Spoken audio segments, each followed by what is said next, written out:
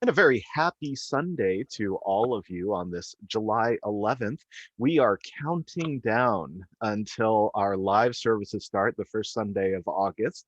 Um, and if today's pre-recorded or before we started recording conversation is anything for you like it is for me, we are missing each other. We are missing each other in person, and we are deeply looking forward to that August start date. Unfortunately, Reverend Stephen Landale's not with us today. He had some prior engagements, but he gave a really thoughtful and beautiful service, which we'll be talking about now. And JC wanted to go first.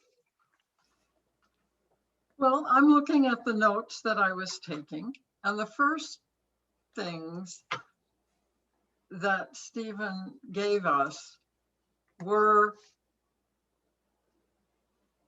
morning reflections looking in the mirror. Mhm. Now,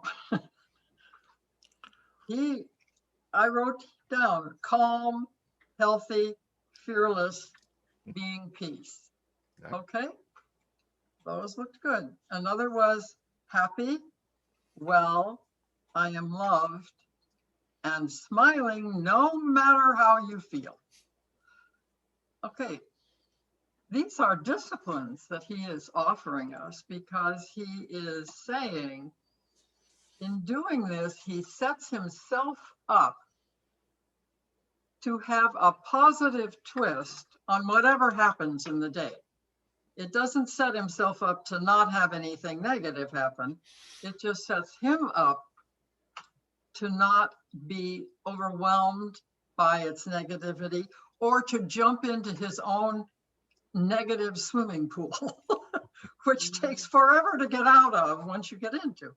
So I wrote them down, and the whole time he talked, whenever he gave a series of things to set yourself up for, I decided that it doesn't really make all that much difference as long as the I am loved or be at peace is part of it. Because no matter, he did talk about functional and dysfunctional families, but no matter about that, to know yourself loved is one of the most powerful mindsets that you can have. Because if I feel I am loved, then I can give that away. I can be loving outwardly. If I'm on a what does it matter, they didn't love me anyway kick, I shouldn't be let out the door. It's just not, that's not a good thing, because then you go out into the world. If you say a nice thing, it's like he said, you have to look underneath what you're not saying. And that gets pretty mean sometimes. So anyway, I thought he had a lot of things to say. And later, if we talk to everything happens for a reason, I really hate that. But to me, I think once it happens and you see the reason, then you have a learning to do.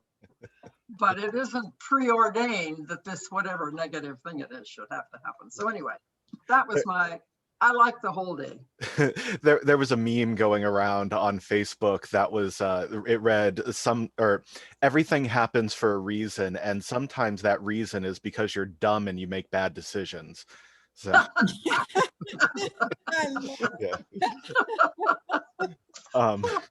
Literally want to go next.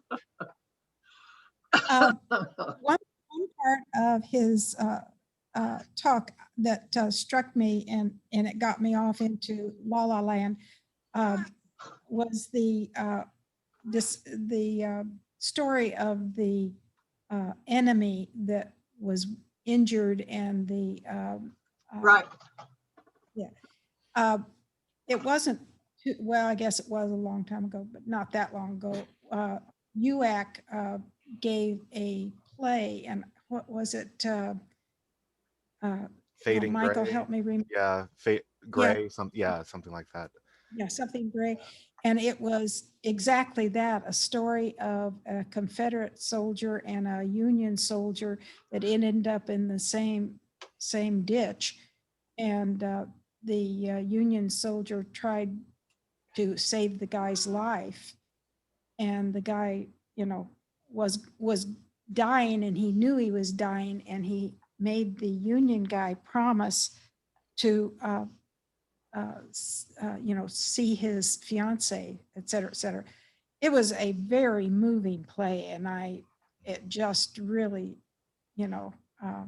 war is not a good thing, and unfortunately, you know, when you're face to face with the enemy that you have to kill, that's got to be one of the hardest things that soldiers have to face. And but anyway, that brought back that play to me. Yeah. It was written by a local, wasn't it? Yes, it was. If I'm not mistaken, he is the theater teacher for one of the high schools. It's a high school way out there, and he's a regular writer, playwright. But Fading Gray was the play, and it was very, very moving. It was. Yeah. Yeah.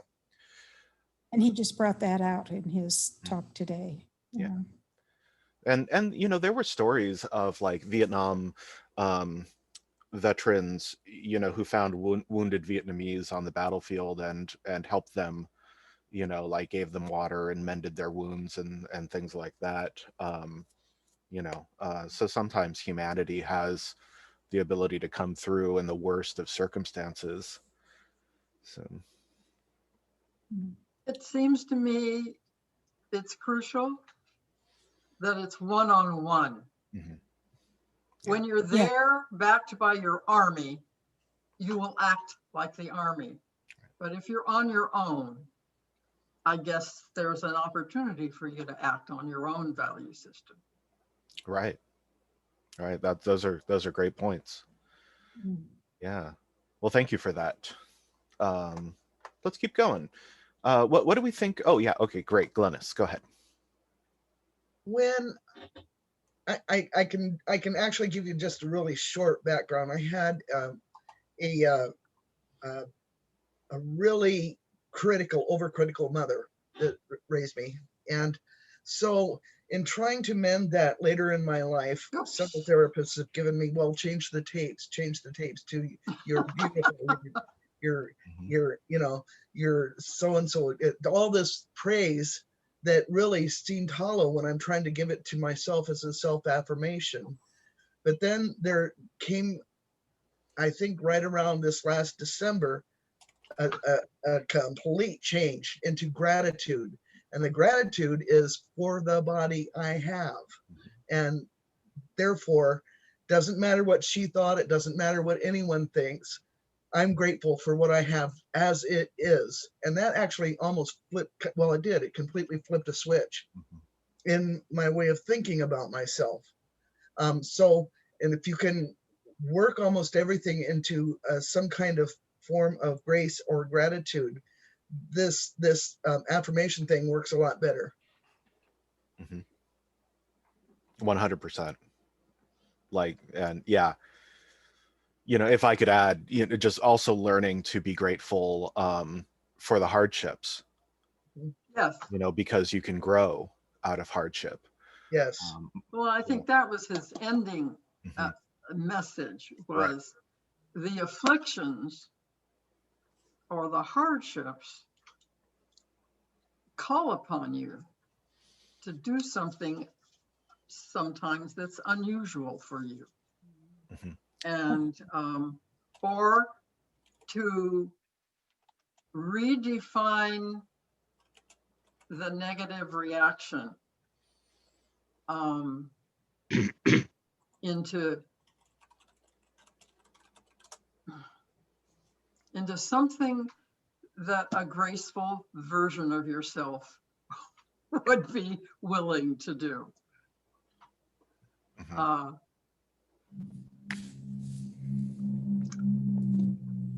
It was, if you had it, since we have it on tape, this is one we should keep and go back to. The internet is Especially forever. on bad days. Put this one on and listen to him tell you all the ways to get out of your own way. Yeah. That was the first thing that I said to JC at the end of the service. I said, I'm going to listen to this one again. Yes, yes. And it started, I mean, there were like 4 or 5 different things that really stood out for me, but just a couple I really want to mention. And I know that Stephen's going to be listening to this, so I have a couple of comments to direct to him. I want to thank you, Stephen, for helping me understand why I feel nauseous when I experience those parents you were talking about who, no matter what, their kids are perfect. They are the best. They can do no wrong. And for those of you who join me in having been raised by a dysfunctional family, and you came out all right, I know that you probably agree with me that that was a tremendous part of what Stephen gave to us today. Then along that line, I thought, I'm going to call Stephen up and see if he has developed, or if he would consider developing, a presentation for teenagers. Because I would have loved at that, 13, 14, 15-year-old place where you're trying to figure out, who you are and how you fit and where you fit in high school, and mom said this and the kids say that, to be able to undo all of that, to be able to hear Stephen say some of the things that he said geared, at that level of redefinition, I think would be incredible. And so that brought me to the next thought, which I think some of you have heard me say before, but I want to put it down again because it's so fitting. When I first moved out of the house, I used to say all the time about so many things, Mother doesn't live here anymore. Meaning I could find my way, didn't have to do it her way. Her way was not the law. It was not always right. And I could do it differently. And my favorite was corn on the cob, not having to put butter with a knife on that corn. I could just stick ears in it and roll it in the butter. And it was good and juicy and buttery and So then my thoughts went, or maybe I should stop for a minute, but my thoughts went to another little healing thing that I did after the whole negative affliction part, but we could come back later and talk about that. But it was the looking in the mirror and just looking into my eyes, the eyes of my inner child, who certainly didn't get all that praise, but certainly didn't get a replacement that had great value. And just connecting and, reaching up in the mirror and stroking my cheek as you would a child and just saying, I love you. I love you. Right. And then going on with my day. That was my kind of start in the morning. So that's enough for us to chew on for a while. I'm going to come back a little later. Well, and Julianne, I saw that you're next, but real quick, there's a book called How to Love Yourself Like Your Life Depended on It by Ravikant is his last name, which it's a short, easy read, but very worthwhile. Go ahead, Julianne. For all the years of reading about how damaged people are as a result of their dysfunctional families, I was chuckling to read the daily affliction regarding dysfunctional families. And it turns out that that's the secret power of a lot of very driven, productive people and accomplished, et cetera, et cetera. So for what it's worth, there is a bit of gold in the dross. It's kind of trying to find out really what you do well.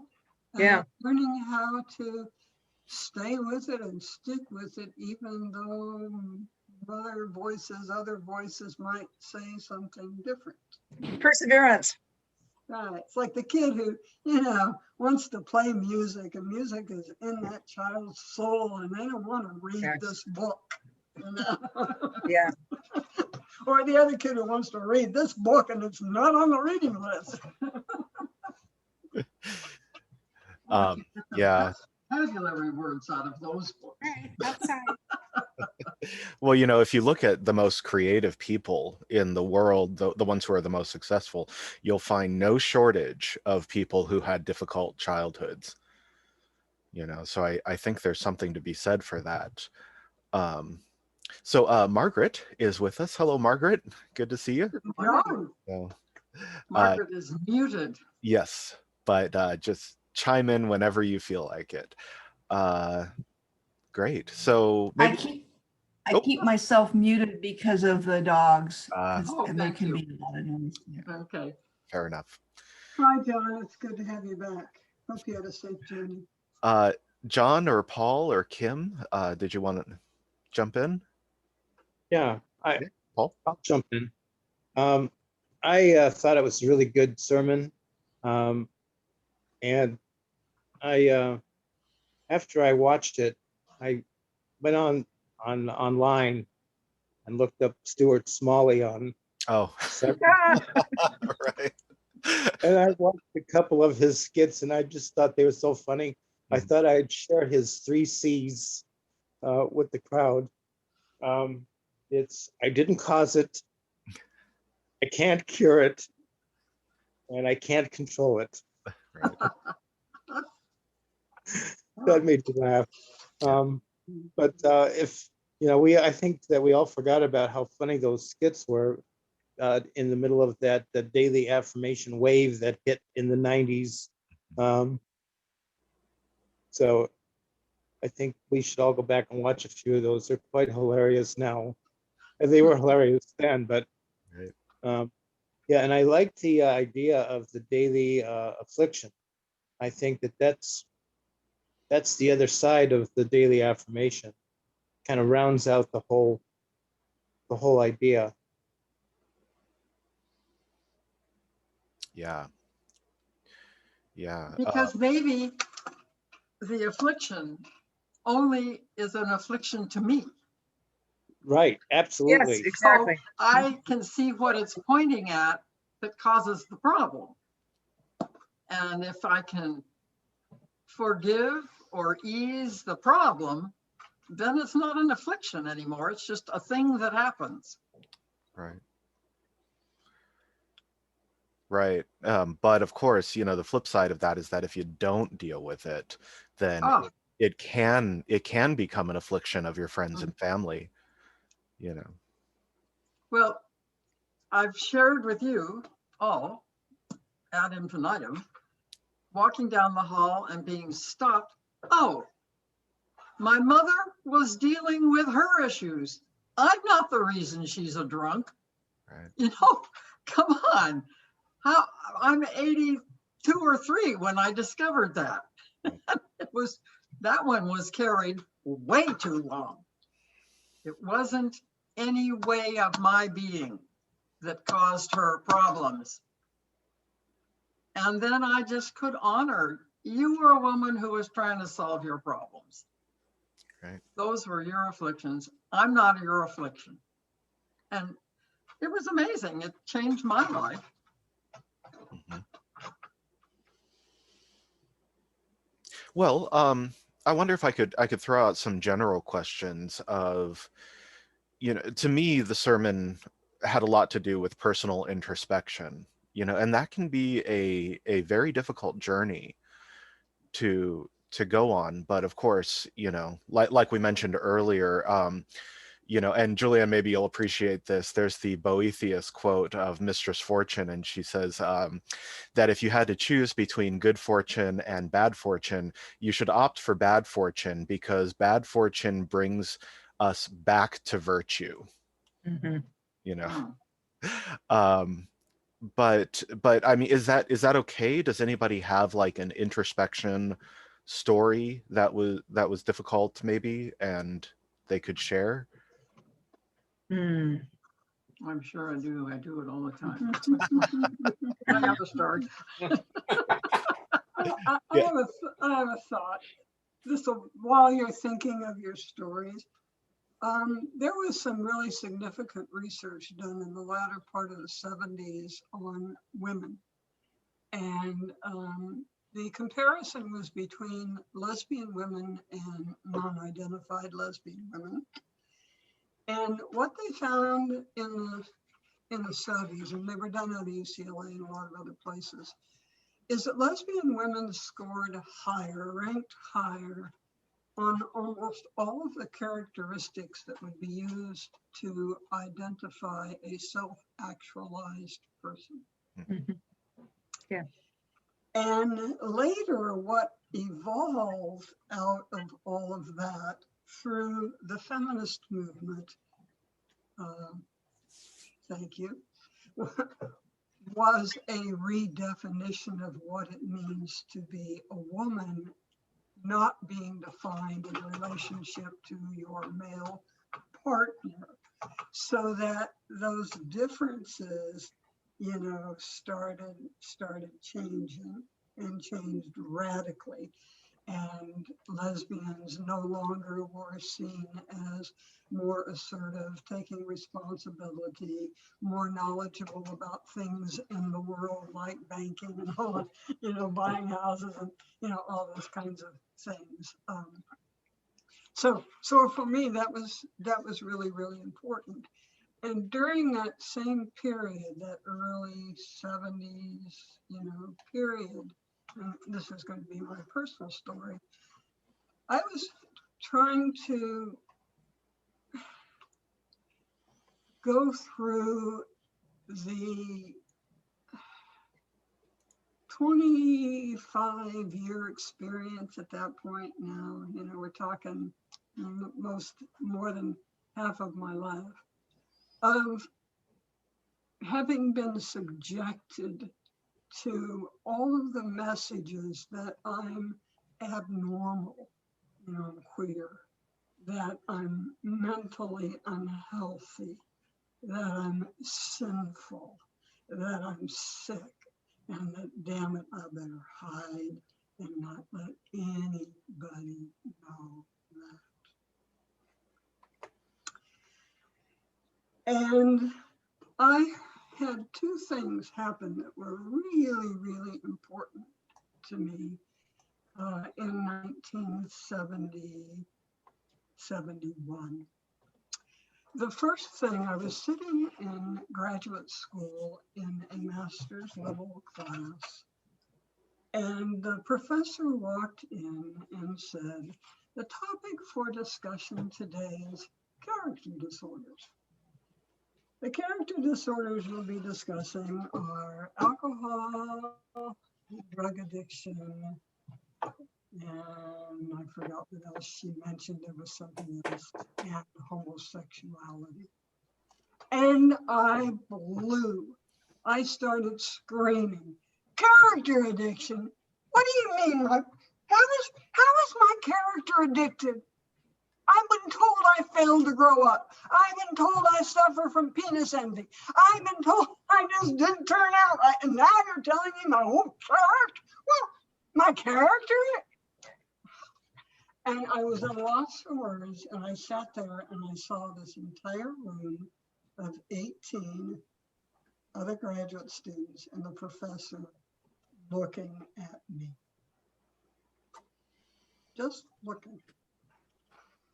And after a very long pause, the professor said, well, it seems that the best discussion for today might be about naming theory. You know, when we name a thing, what happens there? Mm, mm. And I thought, shortly later, I got introduced to a man who was very instrumental in starting a gay and lesbian church movement. His name was Troy Perry. He started Metropolitan Community Church. And the first time I sat in his living room with 4 or 5 other people talking to him, he said something that rang through my head. He said, you know, Lillian, God doesn't make junk. God doesn't make junk. So back to Michael's question. I have no idea how deeply rooted the hurts and the damage and the destruction of my esteem had gone from all those things I'd been hearing since I was, I don't know, 8, 9, 10 years old about being different, you know, starting with being a tomboy and then getting, of course, more and more inappropriate because I was far less appropriate than I should be for a female. But then that started a period of having to go through every aspect of who I am, of who I was, and define that for myself. And come to an understanding for myself of how that felt. That was me, you know? That's a process that every lesbian woman went through in her world. So that in the latter part of the 70s, when those studies came out, and we read all the ways in which lesbian women were different, it wasn't a mystery to us. How do you go through a process of living through all of that and having to redefine who you are and be okay with who you are and live a life that feels good to you and not come out being pretty healthy? Right. So when I got to the part about the sermon today on afflictions, it rang down to my core, and just down to my core. And it also gave me a chance to take a look right now today at some other places in my life where maybe in a few relationships with other people, I haven't done what to me is the right thing, because now 90% of what I do is to me the right thing. And that's what I got out of that first huge process that I went through in the very early 70s. Is it, by my definition, the right thing? The thing that suits me in every way?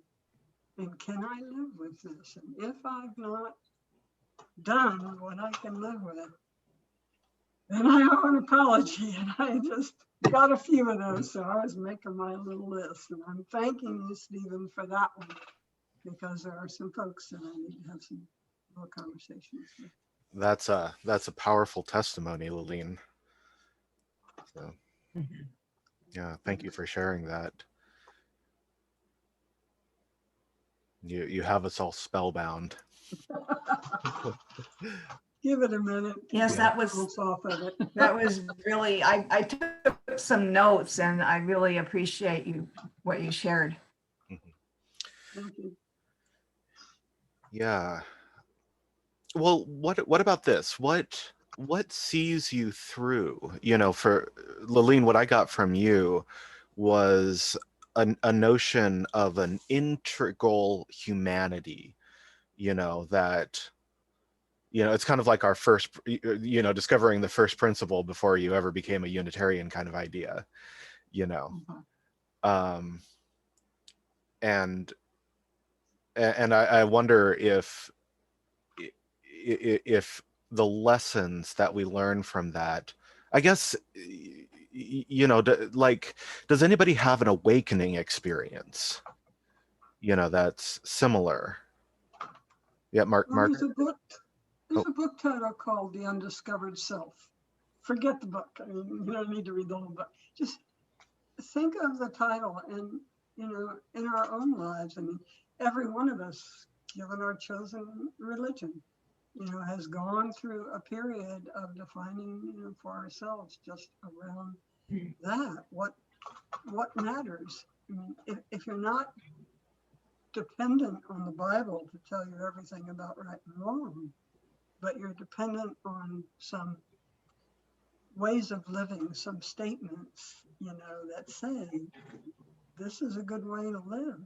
mhm. That creates a kind of introspection that really makes you, because nobody's giving you an answer to any of those 7 principles, or soon to be 8. Mhm. Yeah. Well, okay. How about this? How about if we think about those 7 principles, in what ways do you think that the service today applied to any of them, right? I mean, specifically? Yeah. Okay, I'm going to pull them up. okay. Yeah. Well, one thing, he did give us a challenge. What happens when you admit or you say hello to your inner bigot, your inner commando, your inner whatever? How do you deal with that? And when you get to bigot, you maybe have to bring it down, first of all, just to people who think differently than you, maybe look just like you, but think differently. Mhm. How do you hold yourself in relation to that person?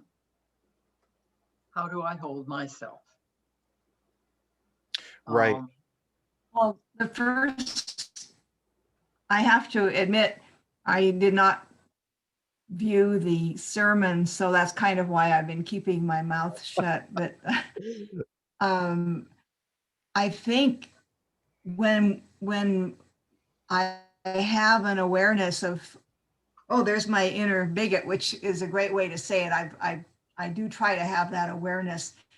I get really irritated on Facebook when people post stuff about other people being racist or blah, blah. Look in the mirror. If you're a human being, it's part of being human, not necessarily to be racist per se, but to have a certain amount of fear of something that we may identify as other than us. And just owning that is huge. Just owning it without trying to do anything about it, just owning it is huge. So welcoming the awareness, and I'm a big reader of Louise Penny's books. And one of the things she has in there is don't believe everything you think. Mhm.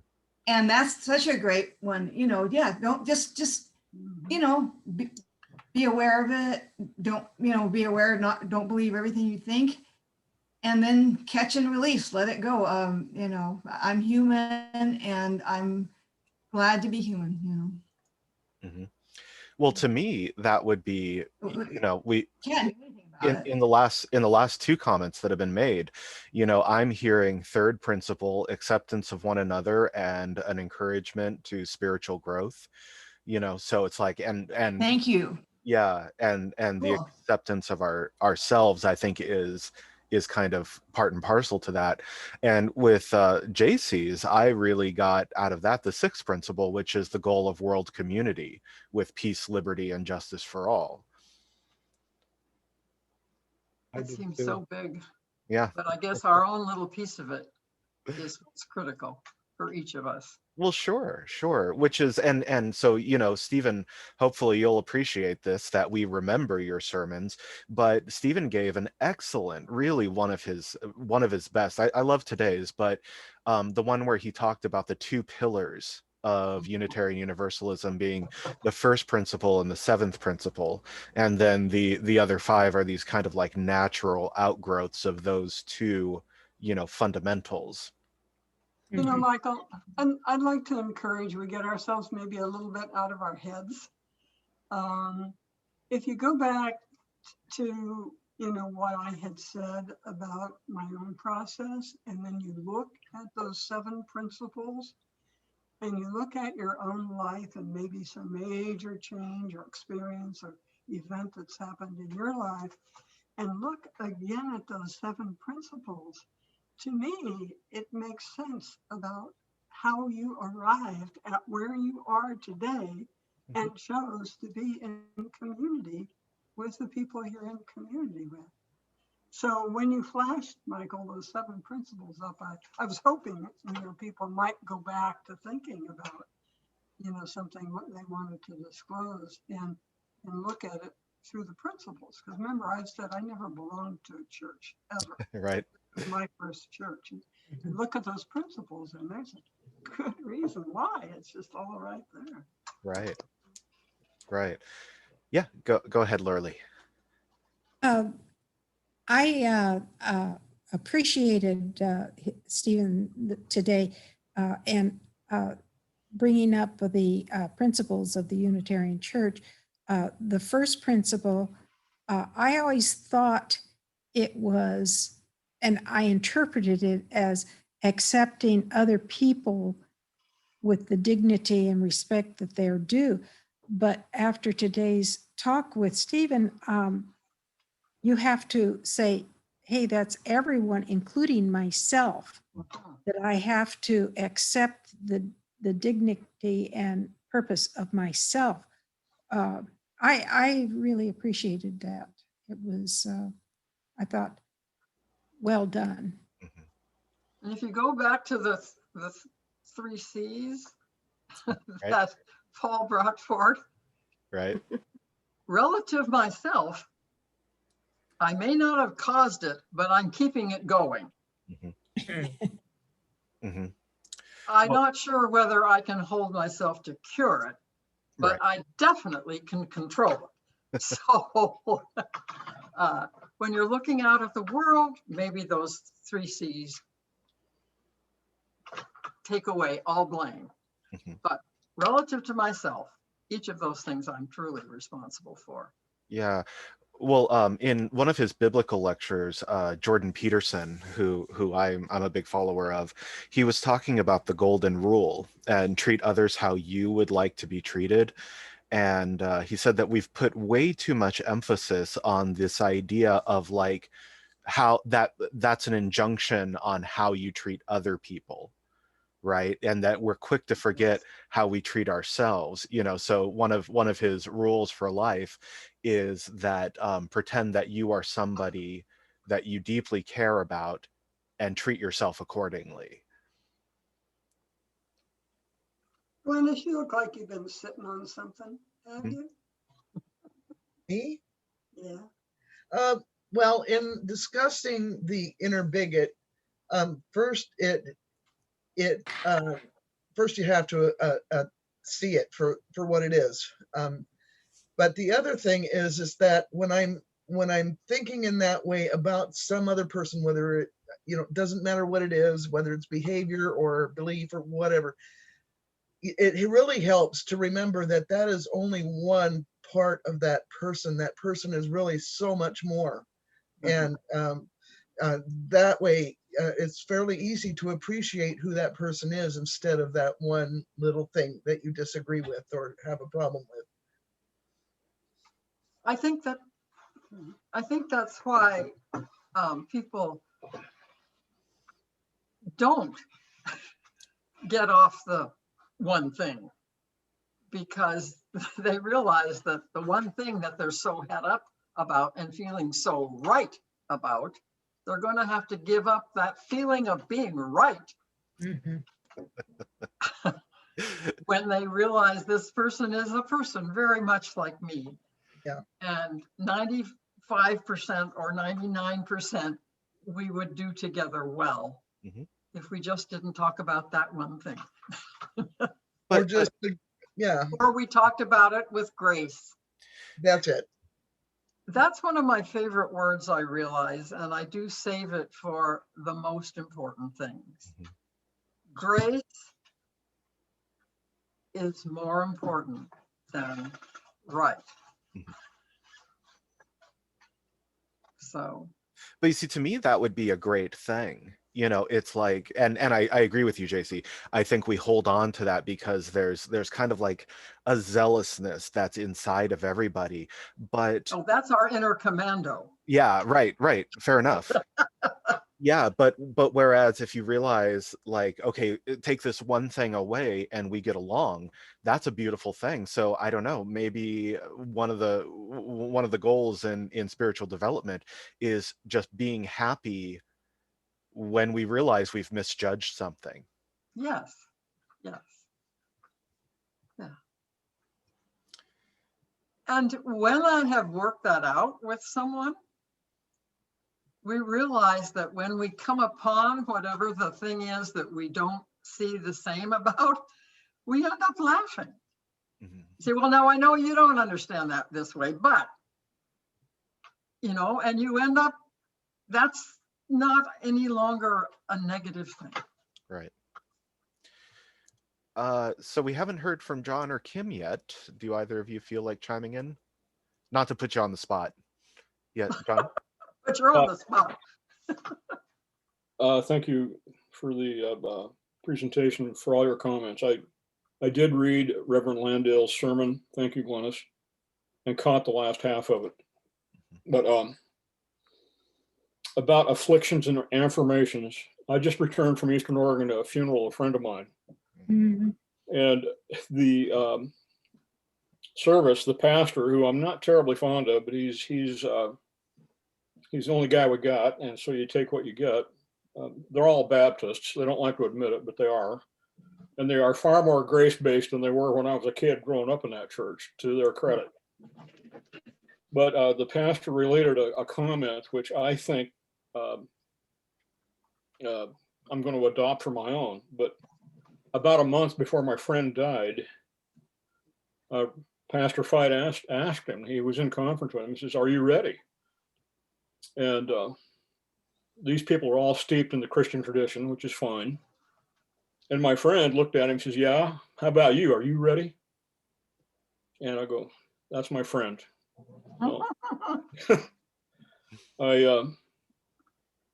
I think about afflictions and affirmations a lot. I will be writing Reverend Landale a letter and about his sermon. And I'm going to think about the sense of humor it takes to make it to the end, and a few crass and corny jokes. I've waited my whole life for this moment. I feel like that. So I love it. and with that, I have nothing more to say. So. Great. Well, thank you, John. How about you, Kim?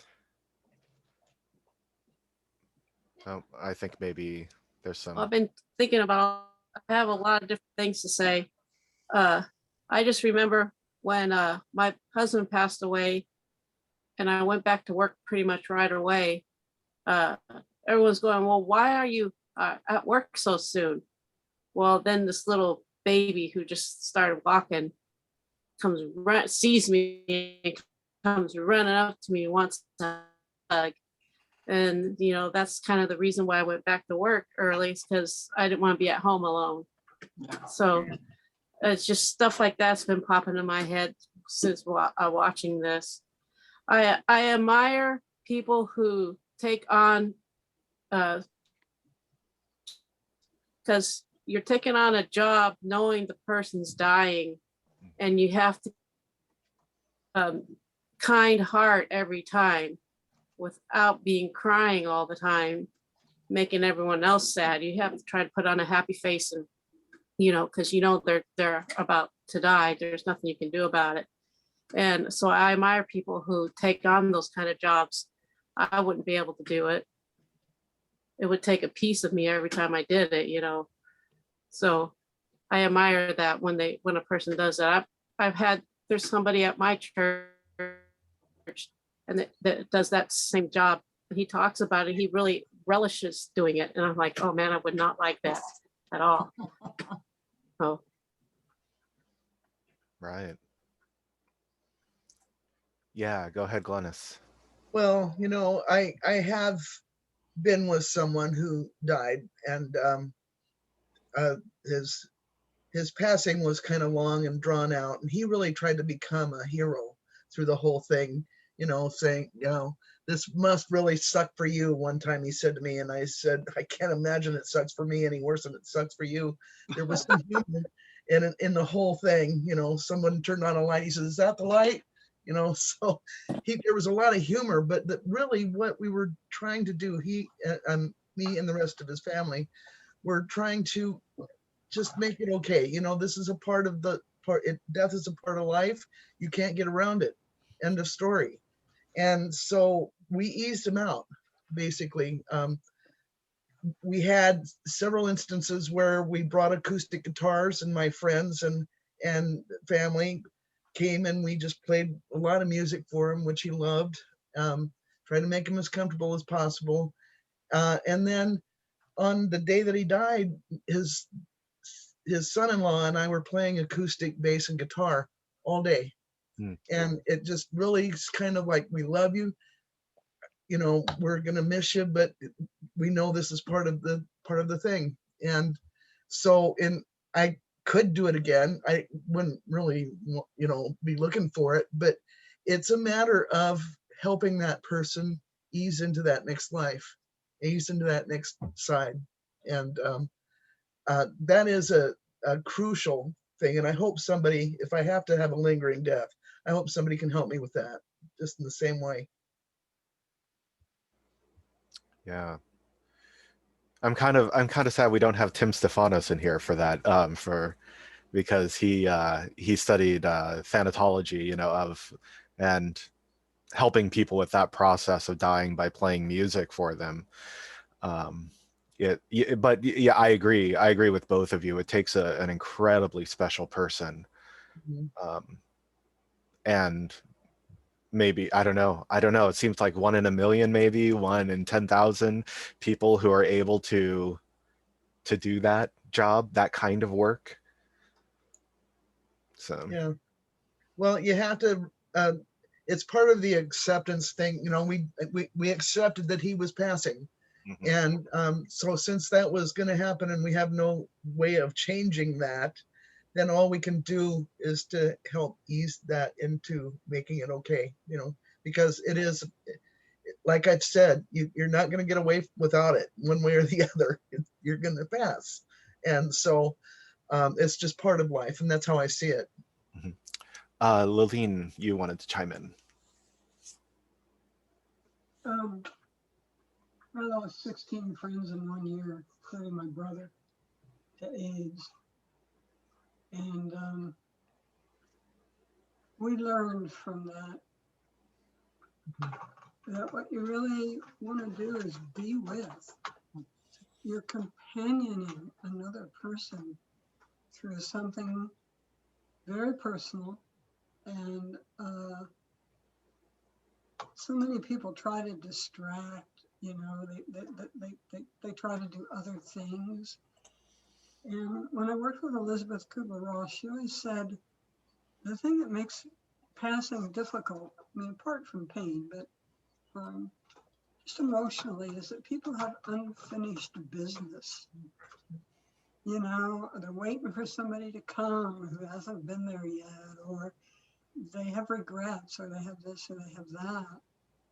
And so part of it, you know, the being with, and I'm not talking about comfort stuff. In other words, you know, nursing, making the person physically comfortable. That's incredibly important. But it's just, it's being that person who can sit with and allow another person to talk, to share, you know, and it's amazing. I mean, sometimes there's great humor and you know, amazing conversations, and then sometimes it's hours of quiet.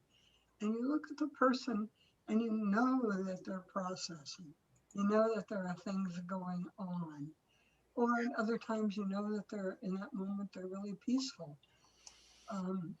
But when you're just being with, you get a really, to me, it's religious, a really special journey to be with Right. that person. Fair enough. JC, I saw your hand, but Lurley, and then we can have Okay. JC. So we're winding down. So Okay, we'll cut it short. yeah, be concise. Yes. Yeah.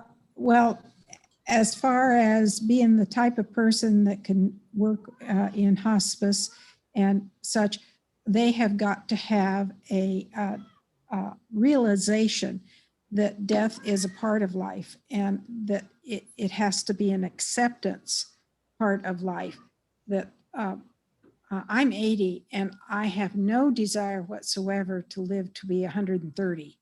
You know, it just, so I look at my life as the twilight years of my life, and I accept the fact that I am not going to live that much longer, and it's okay. And I could probably be a hospice chaplain because I do accept it, and their purpose is primarily to ease the person into that other part of their life, which is death. So yeah, I can understand. I could see you doing that. Go ahead, JC. Well, at the end of Jim's life, and he was in a care place,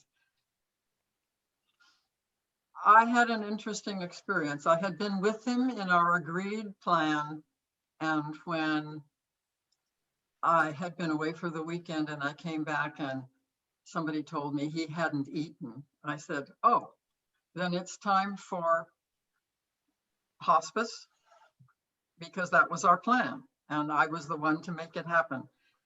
But when he finally was really in hospice several days and the end was very near, I didn't realize I was going to do this until I did it.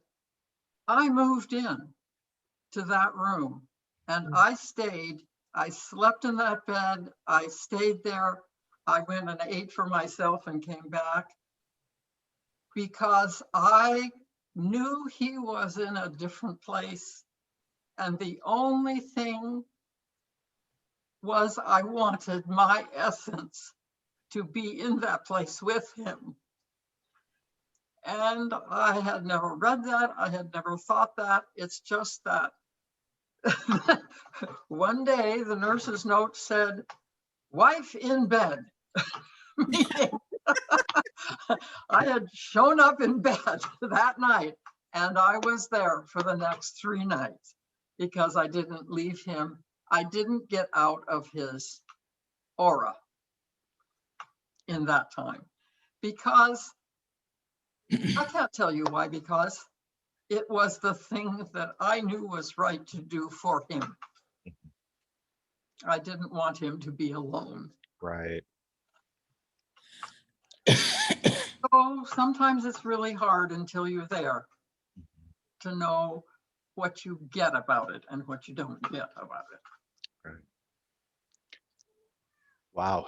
So some very good sharing today. Would anybody else like to speak? No? Going once, twice? Oh, yep. Go ahead, John. I want to hear Glennis tell us what the 2 songs are she wants at her funeral.